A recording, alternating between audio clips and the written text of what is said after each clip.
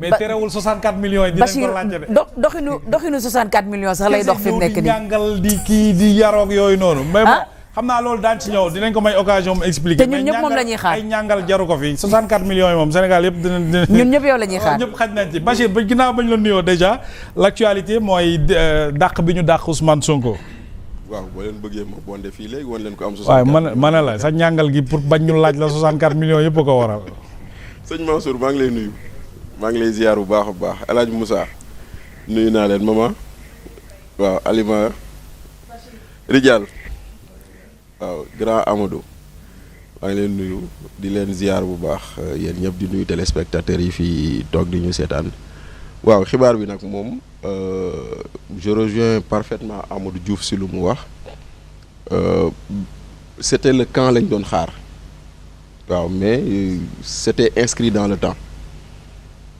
bettu kan. non c'était inscrit dans le temps c'était inscrit dès qu'ils sont accédés au pouvoir ba ñu jëlee ci nguur gi la lii ñu bindoon ko ndaxte ñi xamoon ñëpp ragaloon nañ benn dualité entre le président et le premier ministre. au sommet ñu doon bàyyi xel ñëpp man mi bokkoon naa ci ñu ne woon lu doon gën a sedd ci Ousmane Sonko ñaar la benn il a aidé à élire quelqu'un il se met en retrait mu dem def des cycles de conférence génn sori actualité bi bàyyi président bi gouverner de sorte que bu amee jafe-jafe il se présenterait comme un sauveur. oui. loolu moo doon benn bi ci hypothèse yi nga xam ne man moom laa gisoon. deuxième hypothèse bi c'est être dans l'ombre du président de la République parce que lu taxoon ma wax loolu. mais pour ne pas le dédouaner au début le président moom moo ko forcé mu doon son premier ministre. il l'avait dit. je sais pas. il avait dit que ne président moo ko bëgg a def premier ministre demoon na sax ba ne ko boo bëggul nekk sama premier ministre damay démissionner. bon bu démissionné woon on aurait pu choisir un autre président mu jeex tak loolu amul problème c'est-à-dire que xam nga gars yi des fois dañuy nekk fii di bëgg a pëndal ci loo xam ne jaru ko. waaw. xoolal dëgg la président moo ko forcé mu nekk ou pas mais c'était la chose la plus simple à faire xam nga.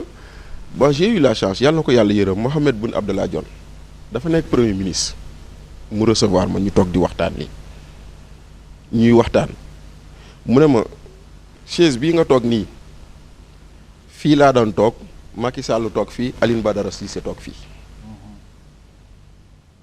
mu teg si ni président ak premier ministre boo leen bëggee seen ànd yàgg yow premier ministre n'essaie pas d'exister.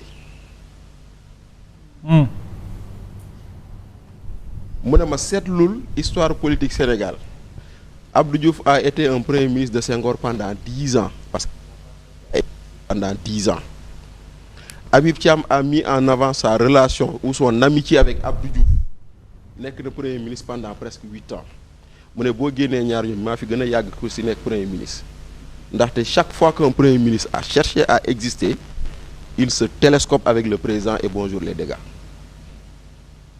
donc ça loolu mooy loo xam ne dañoo ne woon lu gënoon mooy mu nekk ci keppaaru président liggéey mais bu nekkee dans 2 stations différentes rek ak personnalité bu mu am rek lii da nga ko doon gis maintenant nag ñuy dem di dem ba gis li nga xam ne lii ni kon bu ñu toogee ba léegi seen ay divergence ñu teg ko ci mbedd mi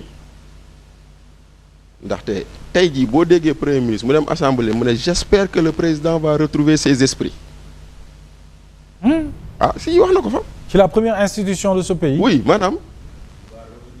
waaw merci beaucoup c'est le mot qu'il a dit va revenir à la raison. j'espère que le président va revenir à la raison.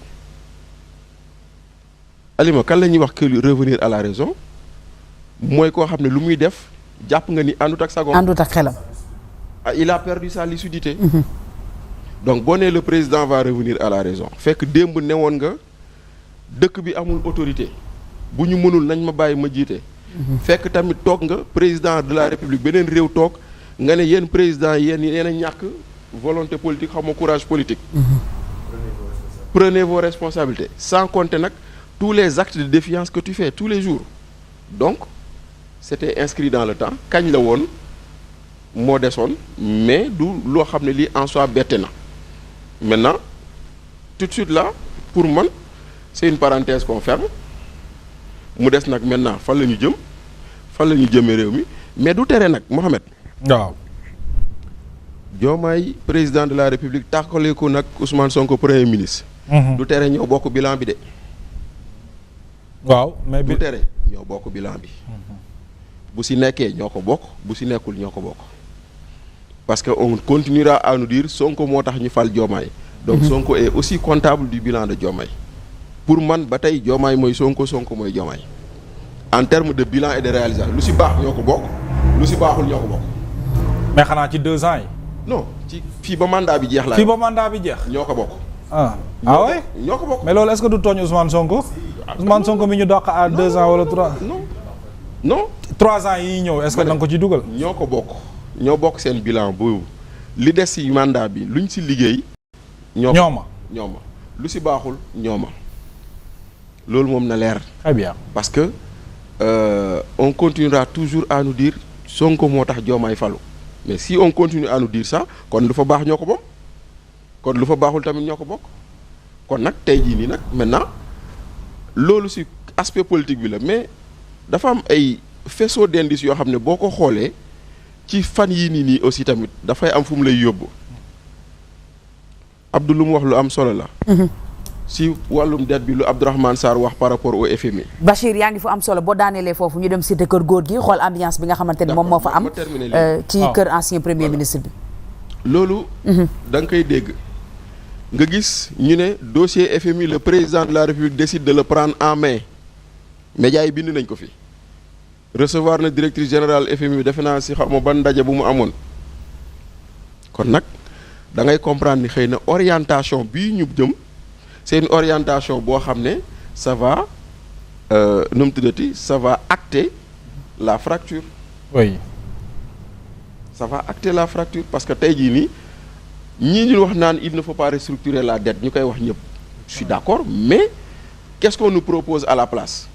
exactement c'est la grande question. voilà c'est-à-dire que boo nee d'accorduma ànd ak Mansour Ndiaye dañ la naan waale koo d'accord àndal. waaw te ñi koy wax ñëpp waxuñu fan lañ bëgg ñu yóbbu. amuñu alternative. est-ce que du yaa fi sos mooy tax a falu. quand même kon nag muy noonu. mi ngoog Alima. alors mi ngoog dinañ dem léegi ci kanam incha allah dañ leen bàyyi ngeen continuer ci kanam dinañ dem cité kër góor gi xooli ambiance bi foofu Omar moom it. mais classe politique bi tam ñu ngi réagir. ñu ngi réagir ah. Omar yow it sa réaction bu njëkk ci xew-xew bi. c'est le peuple qui est libéré. ah loolu de rëy na. jamais dans l'histoire politique de ce pays. ñu dàq un premier ministre ñëpp di jubilé. et ça a commencé à l'université. sauf waa Pastef. loolu moo am. aujourd'hui mu neex mu bañ a neex ñu rafetal kàddu yi bañ a ñàkk rafetal kàddu yi Sénégalais yi dans la plus grande majorité le mal c'était Sonko. C'était ça. ci ingénierie politique lañ nekk.